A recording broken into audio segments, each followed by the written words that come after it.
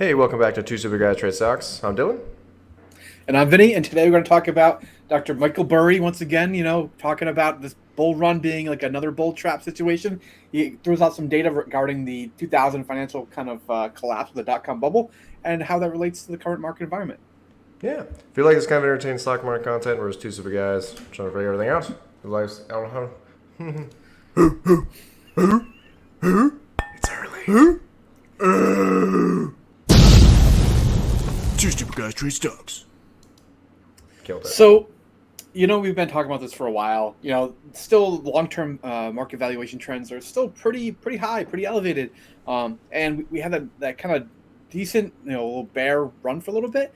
And now it's kind of faded back the other direction. The interesting thing here is talking about like the CPI number that came out this week a little bit and showed that maybe we're getting a peak in CPI, but he's got actually an interesting data point regarding that too.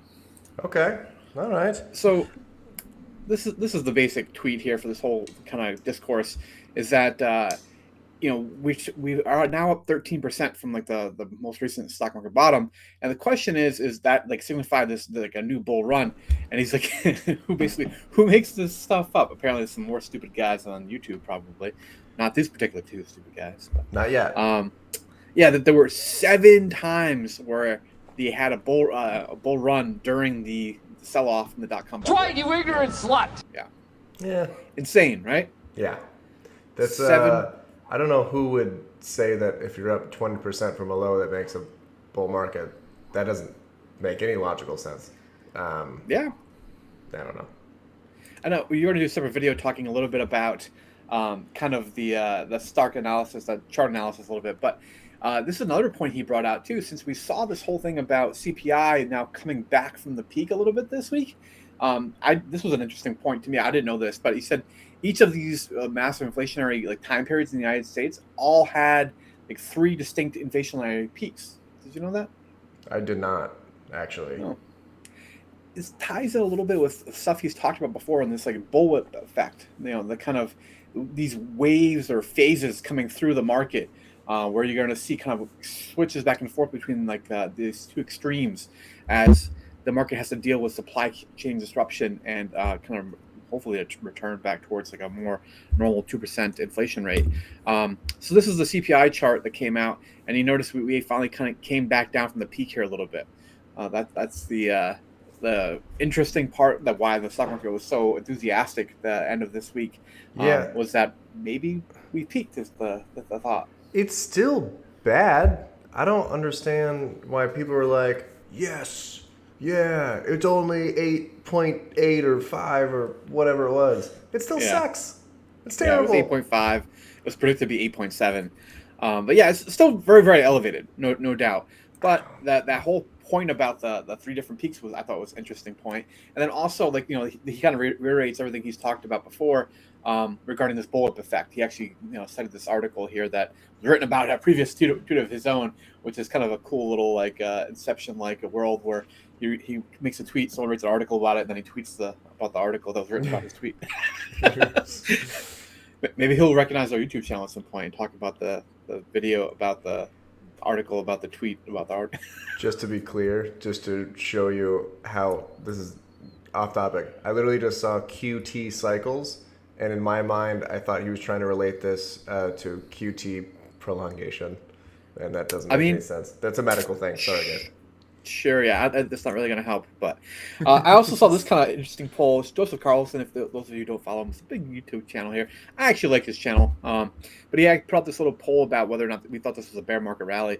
Of course, this is mine, so I indicated yes, I thought it was a bear market rally. But that apparently means that I'm in the majority as far as this poll goes. So what does that not make me feel good, right? Yeah. So I think that this is a bear market rally, and I think that we're going to go lower. But you don't want to be in the group where everyone thinks that, because then it usually does the opposite, and that does not make me feel super awesome. Yeah. See the video I'm about to do called "I'm an Idiot." This is a ratio of the put call ratio here, and it's kind of cool how much this lines up, where you get these massive spikes in the put call ratio right at like the market bottoms. So if you see here, we did get a nice spike up right when like the S&P was kind of making a bottom here. We did see a couple sequential ones here as the market made lower and lower kind of lows. Right now, we're headed back down. So this is definitely a period of more optimism amongst the stock market. I'm not really sure how well you'd be able to use this in real time, but I think this could be a cool indicator in terms of when it would be an ideal time to start buying call options, because that would be the trade. I mean, I feel like this is a fairly lagging indicator, but I mean, one thing, if you look at the last like big drops, we did not hit above 1.2 like those other peaks for this previous drop. So I mean, to me, that would say that we haven't hit it yet, a low. Oh, yeah, I would agree. Like I'm gonna talk about it a little bit, but the other thing here, this is market sentiment. If you notice, we're at kind of an increasing trend right now of more and more bullishness throughout the market, as far as like how this is based upon investor surveys. And one thing I did look back at it was this 1 year historical data in terms of when it lined up with the market, and the bullish data right here for November 10th, pretty close to hit the market peak. The bearish one was not, though. It was way too early. The market actually hit the low so far for the year. It's like 6 weeks or so after this. So Yeah. it was not a good indicator for that port. So I mean, right now it seems like it's fairly balanced, right? I mean, that's about as close as you can get. All Yeah, 30s. I would say relatively reasonable, but it's not a data point that I've been tracking for a long period of time. I just thought the little trend recently of increasing bullishness was good. So you know what, you got to go ahead and do some crazy stuff sometimes, and go ahead and go bullish, even though you think the market's so overvalued, I guess. Mm-hmm.